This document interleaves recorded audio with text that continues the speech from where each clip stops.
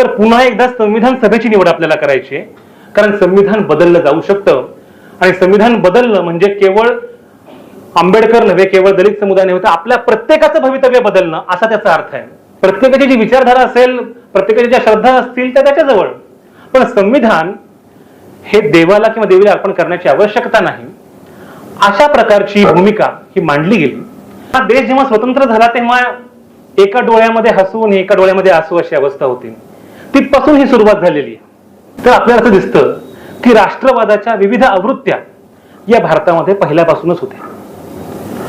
म्हणजे धर्माच्या आधारावर असलेला राष्ट्रवाद असेल, वांशिक राष्ट्रवाद असेल किंवा फॅसिस्ट राष्ट्रवाद असेल.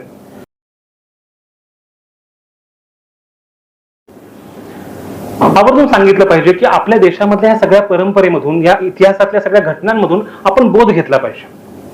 आणि पंडित जवाहरलाल नेहरू हे स्वातंत्र्याचे पुरस्कर्ते होते, अभिव्यक्ती स्वातंत्र्याचे पुरस्कर्ते होते. याचे अनेक पुरावे सापडतील.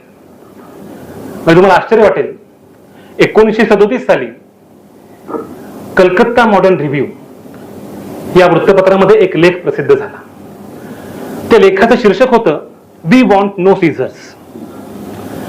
वी वॉन्ट नो सीझर्सचा अर्थ असा की आम्हाला हुकुमशहा नको आहेत. सीझर हे त्या अर्थानं वापरलेलं होतं. आणि लेखाच्या खाली लेखकाचं नाव होतं चाणक्य.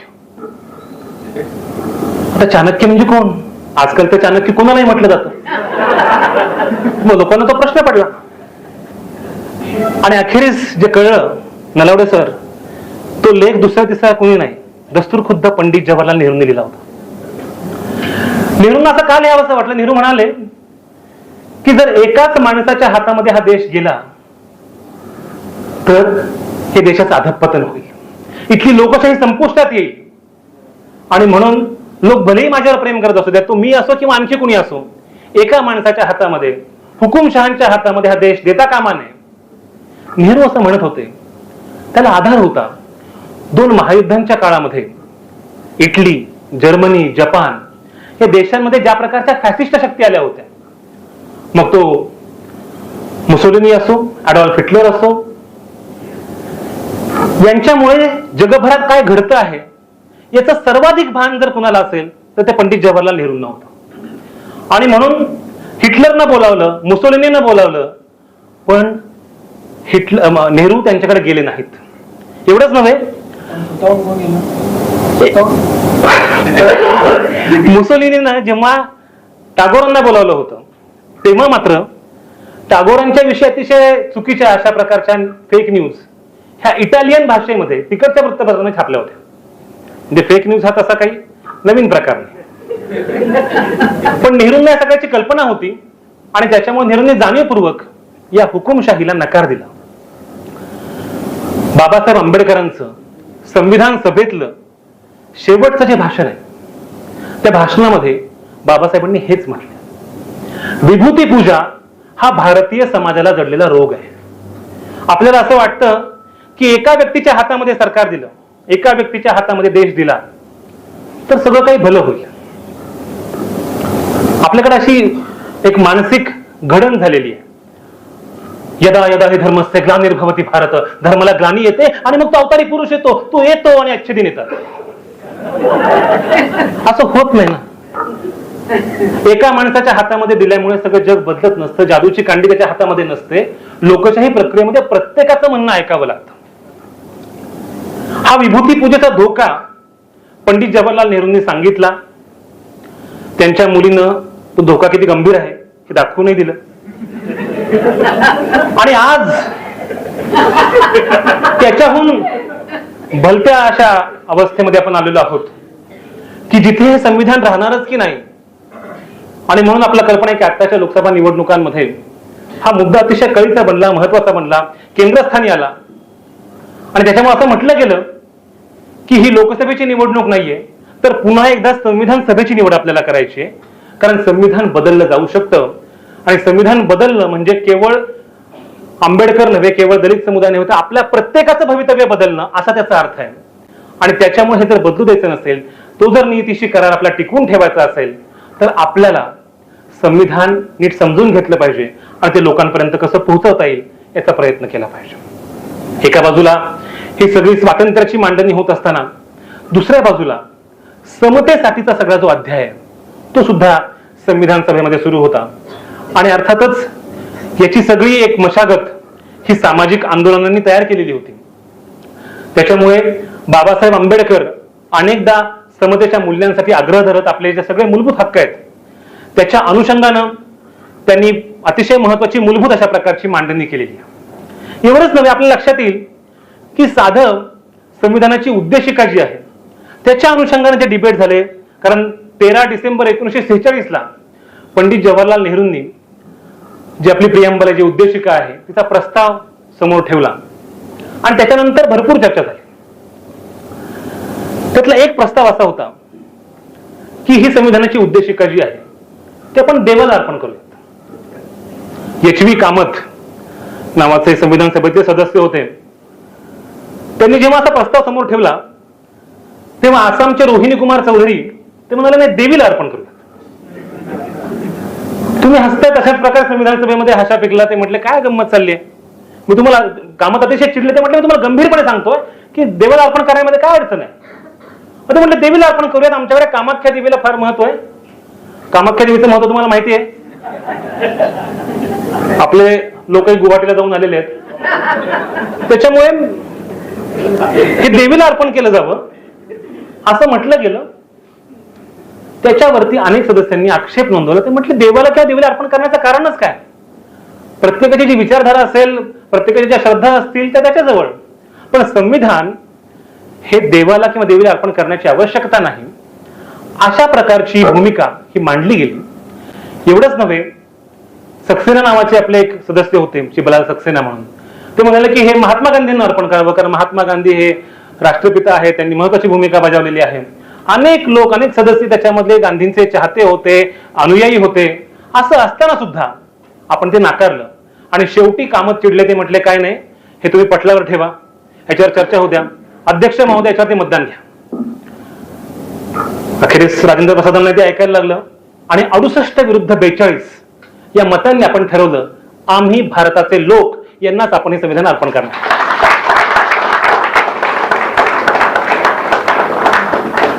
तर मग आता जे काही असेल, जे काही भलंबुरं घडेल त्याची जबाबदारी आमची. ती जबाबदारी, त्या जबाबदारीपासून आम्ही पळ काढू शकत नाही. हे या संविधान सभेतून अधोरेखित झालं. आणि पंडित जवाहरलाल नेहरू प्रत्येक वेळी एका अर्थाने ज्याला म्हणून ड्रायव्हिंग सीट वरती बसलेले असल्यामुळे त्यांच्यावरती अनेक प्रकारच्या जबाबदाऱ्या होत्या. म्हणजे एका बाजूला ब्रिटिशांसोबतचे सगळे निगोशिएशन्स, वाटाघाटी सुरू होत्या. दुसऱ्या बाजूला मी म्हटलं तसं धार्मिक दंगली एवढ्या मोठ्या प्रमाणावरती सुरू झालेल्या होत्या. म्हणजे ज्या क्षणी स्वातंत्र्य दिनाचा सगळा महोत्सव होत होता तेव्हा महात्मा गांधी नौखालीमध्ये दंगल शमवण्याचा प्रयत्न करत होते. त्यामुळे हा देश जेव्हा स्वतंत्र झाला तेव्हा एका डोळ्यामध्ये हसू आणि एका डोळ्यामध्ये आसू अशी अवस्था होती. तिथपासून ही सुरुवात झालेली आहे. आणि त्याच्यामुळे हे स्वातंत्र्याचं मोल फार महत्वाचं आहे असं तसं मिळालेलं नाहीये. त्याच्याकरता अनेकांनी बलिदान दिलं तेव्हा कुठे हा देश स्वतंत्र झाला. त्यामुळे देशाला स्वातंत्र्याचं महत्व माहिती आहे, बहुलतेचं महत्व माहिती आहे, आपल्यावरती असलेल्या जबाबदारीचं भान आहे.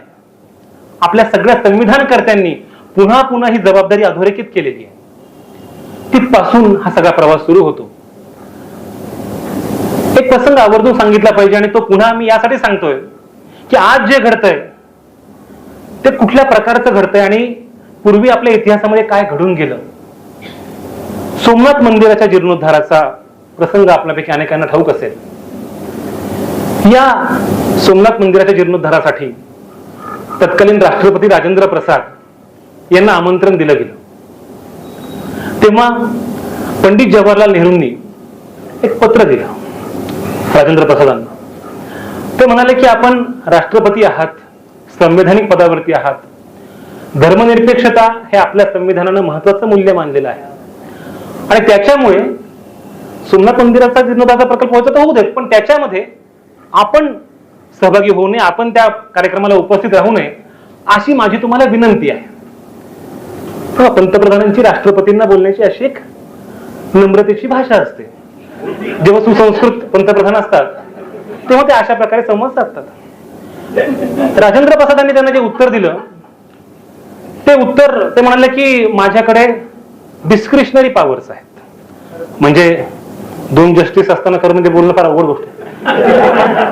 स्वविवेकाधीन अशा प्रकारचे अधिकार आहेत. आता विवेक म्हटलं की मला जरा भीती वाटते, पण अशा प्रकारचा विवेक जो आहे तो त्यांनी वापरला नाही आणि ते त्या कार्यक्रमाला हजर राहिले. त्याच्यानंतर पंडित जवाहरलाल नेहरूंनी मुख्यमंत्र्यांना पत्र दिलं. म्हणजे दर 15 दिवसाला पंडित जवाहरलाल नेहरू मुख्यमंत्र्यांना पत्र लिहित असत आणि त्याचाही एक खंड प्रकाशित झालेला आहे जवळपास 1947 ते 1964 अगदी जाईपर्यंत. त्या पत्रात त्यांनी लिहिलं की राजेंद्र प्रसाद म्हणजे राष्ट्रपती जरी या कार्यक्रमाला गेलेले असले तरी मुख्यमंत्र्यांनी आणि संवैधानिक पदावरती असलेल्या सर्वांनी याची काळजी घेतली पाहिजे, याची खबरदारी घेतली पाहिजे की कुठल्याही धार्मिक कार्यक्रमांना सार्वजनिकरित्या आपण उपस्थित राहता कामा नये. त्याच्यामुळे धर्म आणि राजकारण याची गल्लत करता कामा नये अशा प्रकारचा सल्ला पंडित जवाहरलाल नेहरूंनी दिला. त्यामुळे धर्म आणि राजकारण याचं एक विघातक मिश्रण जे आज केलं जात आहे तशा प्रकारचं होऊ नये हे पंडित जवाहरलाल नेहरू तेव्हा सांगतात. एवढंच नव्हे, आज आवर्जून हे सांगितलं पाहिजे. याच मुख्यमंत्र्यांना लिहिलेल्या पत्रामध्ये डिसेंबर 1947 नेहरूंचं पत्र आहे. नेहरू असं म्हणतात, मुख्यमंत्र्यांना लिहितात की मी साधारणपणे कुठल्याही संघटनेवरती बंदी घालावी अशा मताचा नाही, मात्र राष्ट्रीय स्वयंसेवक संघ या संघटनेची वाटचाल जर्मनीतल्या नाझींप्रमाणे होते असं मला दिसतं. त्यांच्या हालचालींवरती आपण लक्ष ठेवावं, खबरदारी घ्यावी, कारण कदाचित त्यातून पेचप्रसंग उद्भवण्याची शक्यता आहे.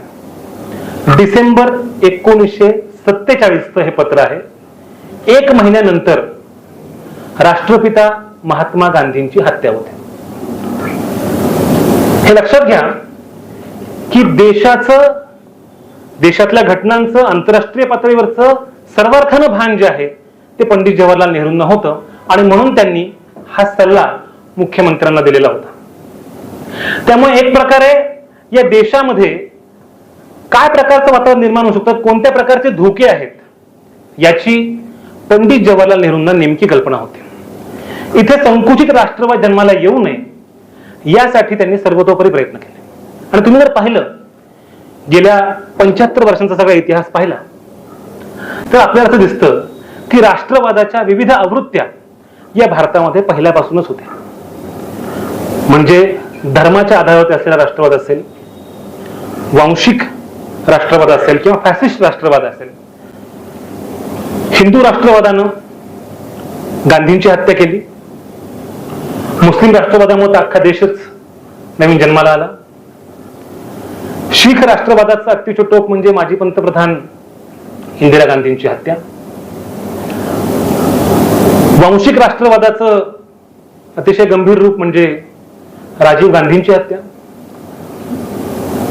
दाभोलकर, पानसरे, कलबुर्गी, गौरी लंकेश या चौघांच्याही हत्या हे एका अर्थानं फॅसिस्ट राष्ट्रवादाचं रूप आहे. आणि ह्या राष्ट्रवाद, या चारही प्रकारचे राष्ट्रवाद जे आहेत याची ज्याला म्हणून अवशेष हे पहिल्यापासून भारतामध्ये होते. पण स्वातंत्र्य आंदोलनामुळे, सामाजिक समतेच्या आंदोलनामुळे, काँग्रेसमुळे आणि आपल्या संविधानामुळे आपण कधीच या राष्ट्रवादाच्या आहारी गेलो नाही. आणि त्या राष्ट्रवादाच्या आहारी गेलो नाही म्हणूनच नीरज चोप्राची आई आणि अर्शदची आई सांगते की ही माझीच लेकरं आहे. त्यांच्यामध्ये काय भेद आहे? आम्ही एकच आहोत. वसुधैव कुटुंबकमच्या नुसत्या भाषा करून उपयोगाचं नसतं, प्रत्यक्ष तो भाव मनामध्ये असायला लागतो. आणि म्हणून त्या प्रकारची भाषा ही पंडित जवाहरलाल नेहरूंनी शिकवलेली होती. ती फार महत्वाची आहे. ती भाषा जर आज आपण विसरलो तर मला असं वाटतं आपण आपला वारसा विसरून जाऊ. एक गोष्ट आवर्जून नोंदवली पाहिजे. इंग्लंडमध्ये पंडित जवाहरलाल नेहरू गेले होते आणि तिथे त्यांची एक पत्रकार परिषद होती. म्हणजे पंतप्रधान नेहरू पत्रकार परिषद घ्यायचे.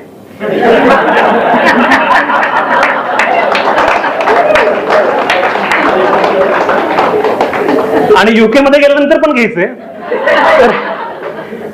तिथं फक्त ANIचेच लोक होते वगैरे असं नाही, सर्व पत्रकार तिथे उपस्थित होते.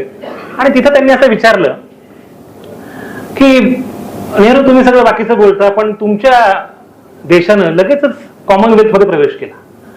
खरं म्हणजे ब्रिटिशांनी तुमच्यावरती एवढे वर्ष अन्याय केला, अत्याचार केला. बघा, युकेचा पत्रकार विचारतोय, ब्रिटिशांनी तुमच्यावरती एवढे वर्ष अत्याचार केला आणि तरी सुद्धा तुम्ही तात्काळ कॉमनवेल्थ मध्ये सहभागी झालात.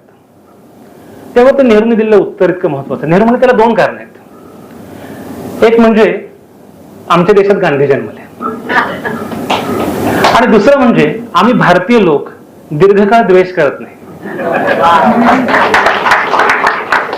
त्यामुळे हा देश प्रेमाचा आहे आणि प्रेमाच्या आधारावरती उभा राहिलेला हा देश आहे. हा देश कुणाचा द्वेष करा, कुणाला तरी दुसऱ्या देशात पाठवा, कुणीतरी आपले दुश्मन आहेत त्यांना संपवा, गोली मारो सालो को, ही भाषा आपल्या देशातली नाही. ती असतील तर ती इथल्या परंपरेशी नाळ सांगत नाहीत. ही भाषा इथली प्रेमाची आणि संविधानानं प्रेमाची भाषा शिकवलेली आहे. जेव्हा संविधान लिहिलं जात होतं तेव्हा पंडित जवाहरलाल नेहरूंची एक इच्छा होती की हे संविधान हस्तलिखित स्वरूपात असावं. कारण आज आपल्याला कल्पना आहे, अनेक गोष्टी तेव्हाही प्रिंटिंग आणि सगळ्या गोष्टी होत्याच, पण प्रत्यक्ष हाताने लिहिलेलं जे आहे, आणि नेहरूंना अर्थातच त्यांची एक विलक्षण अशी सौंदर्य दृष्टी होती. तर त्यांना सांगितलं की प्रेम बिहारी नारायण रायजादा नावाचा एक सुलेखनकार आहे, कॅलिग्राफी करणारा माणूस आहे, तो फार सुंदर अशा प्रकारे लिहितो. नेहरू म्हटलं ठीक आहे, काय हरकत नाही. त्यांनी प्रेम बिहारी नारायण रायजादांना बोलावलं आणि प्रेम बिहारींचे आजोबाही अत्यंत उत्कृष्ट असे सुलेखनकार होते. यांनीही अगदी आर्ट स्कूल मधनं प्रशिक्षण घेतलेलं होतं.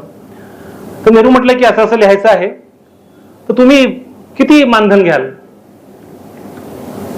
तर ते प्रेम बिहारी नारायण रायजादा त्यांना माहित होतं की आपण जे लिहितोय ते किती महत्वाचं आहे, किती ऐतिहासिक आहे.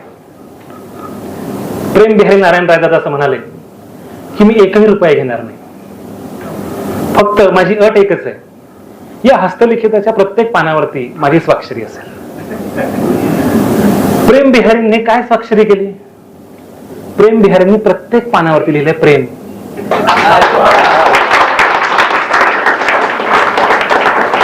संविधानाच्या हस्तलिखितावरती जी प्रत आजही जपून ठेवलेली आहे त्या प्रत्येक पानावरती प्रेम शब्द लिहिलेला आहे. आज जेव्हा तुम्ही संविधान प्रेमी, आम्ही संविधान प्रेमी अशा प्रकारचा उपक्रम सुरू करता आहात, मला असं वाटतं की प्रेम बिहारी नारायण रायजादा यांनी जो वारसा आपल्याला दिला तो वारसा प्रेमाचा आहे. उनका जो फर्ज है वो अहले सियासत जाने, उनका जो फर्ज है वो अहले सियासत जाने, मेरा पैगाम है मोहब्बत जहां तक पहुंचे. आणि त्याच्यामुळे त्यांनी द्वेष कितीही पसरवायचा प्रयत्न केला तरी सुद्धा आमचा वारसा प्रेमाचा आहे. तो वारसा 2.5 अक्षर प्रेम के सांगणाऱ्या कबीराचा आहे. तो चार्वाकाचा आहे, तो कबीराचा आहे, तो बुद्धाचा आहे, तो महावीराचा आहे, तो बसवांनांचा आहे, तो महानुभाव पंथाचा आहे, तो वारकऱ्यांचा आहे, तो भक्ती परंपरेचा आहे. तो इथल्या मातीतून जन्माला आलेला आहे. आणि म्हणून म्हटलं की तो तुटणार नाही, तो फुटणार नाही. पण तो हे असंच होणार नाही, साहजिकपणे होणार नाही, नैसर्गिकपणे होणार नाही. त्यासाठी आपल्या सगळ्यांना प्रयत्न करावे लागतील.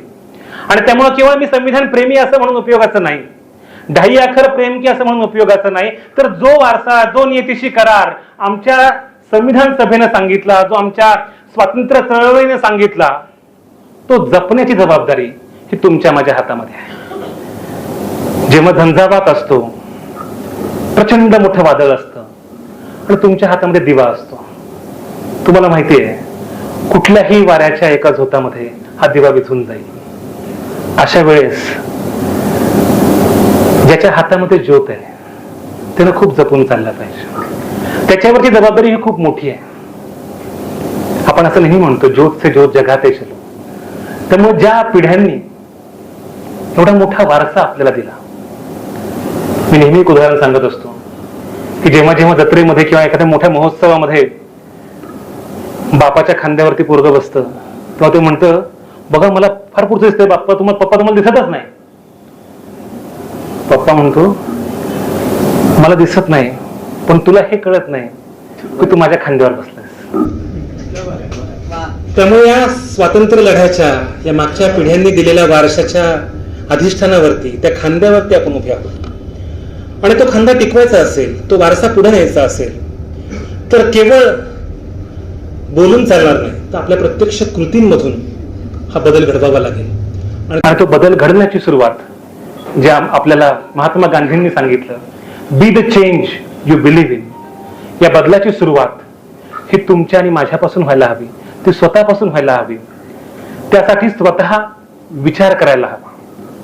आजची गंमत अशी झाली आहे की आपण विचार करण्याची प्रक्रिया आउटसोर्स केली आहे. आपण स्वतः विचार करत नाही. म्हणजे सुधारक आगरकर असं म्हणाले होते की लोक हो तुम्ही विचार कलहाला का घाबरता, म्हणजे विचाराच्या संघर्षाला. आजची गंमत अशी आपण विचार करायलाच घाबरतो. एक रुका हुआ फैसला नावाचा सिनेमा आहे. त्या सिनेमातला एक संवाद आहे. एक कमिटी बसलेली आहे आणि त्या एका मुलानं वडिलांचा खून केला असा आरोप आहे आणि त्याच्याविषयी सगळेजण हे करतात. त्यातला एक सदस्य म्हणतो, अरे यार जरा विचार, जरा सोचो. तो यार सोचने का काम तो मालिक करता है. आपण जर विचार करण्याचं काम त्यांच्यावरती सोडलं आणि आपण अडाणी राहिलो, तर जे अडाणी नाहीत तेच इथल्या सगळ्या देशाचा ताबा घेतील. त्यांनी तो घेऊ नये.